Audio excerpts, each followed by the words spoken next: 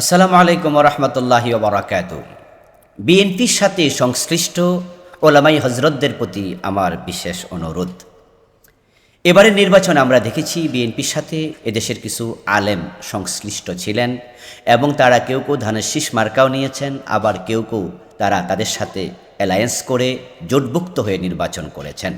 ওই আলেমদের প্রতি আমার বিশেষ অনুরোধ হলো, বিএনপি যেহেতু রাষ্ট্র ক্ষমতায় গিয়েছে, আপনারা তাদের সাথে কাছাকাছি থেকে বিএনপিকে ইসলামী ট্র্যাকে ধরে রাখুন। আপনারা আলেম, আপনাদের প্রতি আমাদের ভরসা আছে, বিশ্বাস আছে। যদিও হয়তো বৈশ্বিক স্বার্থে, দুনিয়ার একটু ক্ষমতা, এমপি হওয়ার স্বার্থে আপনারা বিএনপির সাথে অ্যালায়েন্স করেছেন। হ্যাঁ, বিএনপির সাথে একসময় জামাত ইসলামীও তো অ্যালায়েন্স করেছে।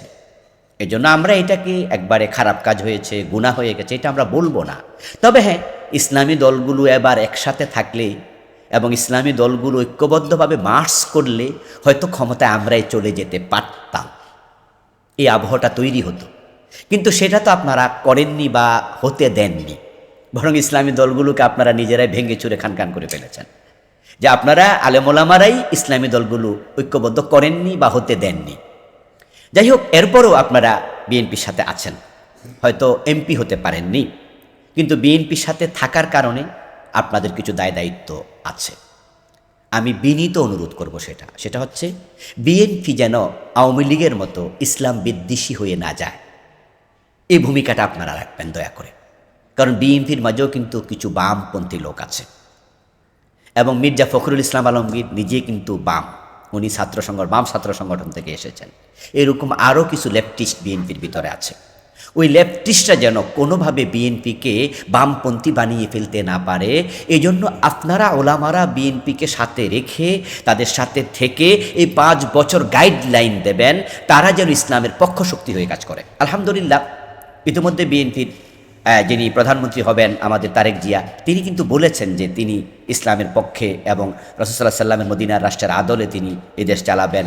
এবং তারা বলেছেন যে বিএনপির লোকেরা, সালাউদ্দিন সাহেবও বলেছেন, পরে মির্জা ফখরুল ইসলাম আলমগীরও প্রথম দিকে যা বলেছেন যে শরিয়া মানেন না, পরে কিন্তু তিনিও বলেছেন যে না, আমরা ইসলামী কল্যাণ, আমরা ইসলামের দিকে, ইসলাম দিয়ে এবং ইসলামী ভাবাদর্শে আমরা রাষ্ট্র চালাবো, ইসলামের বিরুদ্ধে কোনো আইন করব না। এটা মির্জা ফখরুল ইসলাম আলমগীরও একটি সাক্ষাৎকারে বলেছেন। আমরা চাইব আপনারা এই ভূমিকাটা রাখুন এবং আপনারা বিএনপি সরকারকে বলুন যে প্রাইমারি স্কুলে তারা যেন কোরআনকে পাঠ্যসূচিতে অন্তর্ভুক্ত করে। প্রাইমারি স্কুলে একজন করে প্রতি প্রাইমারিতে যেন একজন আলেম নিয়োগ দেয়, একজন হুজুর নিয়োগ দেয়। এবং গত ইউনূস সরকার যে জঘন্য একটি কাজ করতে চেয়েছিল, গানের টিচার, এটা যেন ফিরে না আসে, আপনারা প্রতিরোধ করুন।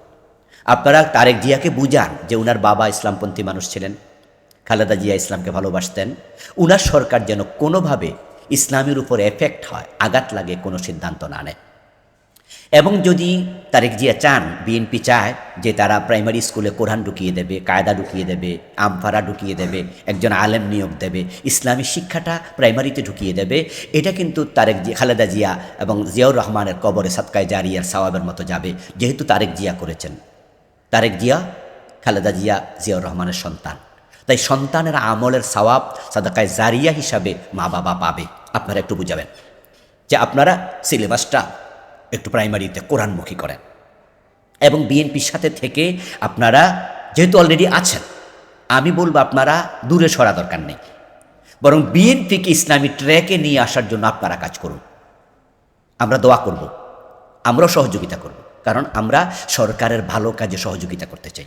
জামাত ইসলামী বিরোধী দলে আছে, বিরোধী দলের শুধু সমালোচনার দায়িত্ব না, বিরোধী দল সরকারের বিরোধিতা করবে এটাই দায়িত্ব না। বিরোধী দলের দায়িত্ব হচ্ছে ভালো কাজে সহযোগিতা করা, সরকার ভুল করলে সমালোচনা করা।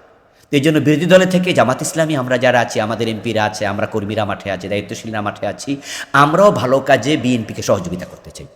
এবং আপনারা যে কয়জন, ওবায়দুল্লাহ ফারুক সাহেব আছেন, মনির কাসেমি হুজুর আছেন, জোনায়েদ আল হাবিব হুজুর আছেন, আরও আলেম ওলামা যারা আপনারা আছেন বিএনপির সাথে, আপনারা বিএনপিকে গাইডলাইনে রাখেন, ইসলামী ট্র্যাকে পরিচালিত করেন।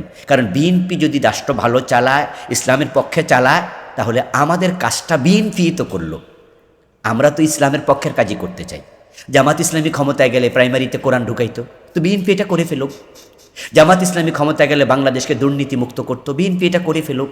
জামাত ইসলামী ক্ষমতায় গেলে মাদক মুক্ত করতো, এই কাজটা বিএনপি করে ফেলুক। অর্থাৎ যে ভালো কাজগুলো বিএনপির দরকার করা, এগুলো করার জন্য আপনারা বলেন, এগুলো আমাদেরই কাজ। আমরা